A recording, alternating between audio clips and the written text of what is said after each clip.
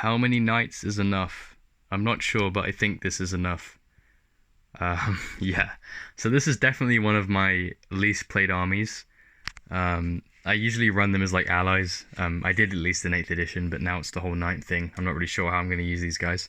Um, but yeah, this is my Imperial Knight collection. So basically, it consists of 2 Armigers, um, three three regular like knight classes, I guess, like the paladins and all that, and then just one valiant here. So yeah, that's it. Thanks for watching. Just kidding. Yeah, that's basically it though. I do have some carapace weapons that I haven't put on these guys, but they are somewhere that I can't be asked to get them right now. But yeah, so a pretty standard knight list. I think that most people have this kind of like list going for them. It's like I would sort of want Helverins, but I've got Warglaves.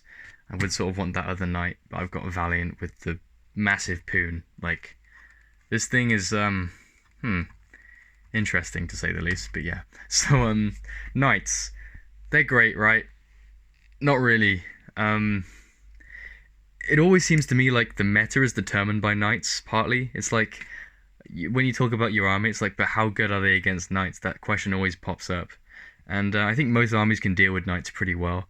They're just big, like, Chad men, robotic men, just like, you just plonk them down, and then they just get shot at and just die. Usually happens. Most armies are pretty capable of dealing with them, and they're not really fun to play. I mean, it's pretty much the same playstyle all the way through, the whole game. So, no psychic phase, no... mostly shooting, really. Combat, I mean, I rarely get my knights into combat despite having like a gallant here, with the whole like fist that I use. I usually bring the Paragon Gauntlet just because I just want to have that 8 damage fat, strength 16. But yeah, so that's about it really. I do like knights, but again, they definitely need some improvement. I hope they get some cool new rules in 9th edition and maybe a few new models, but I don't know. I think it's enough models to be honest for knights. And also, you might be wondering why House Cadmus. The color scheme of Cadmus goes really well with the Guardsmen, which is my sort of like idea. I wanted to have like these knights being supported by like just Guardsmen really.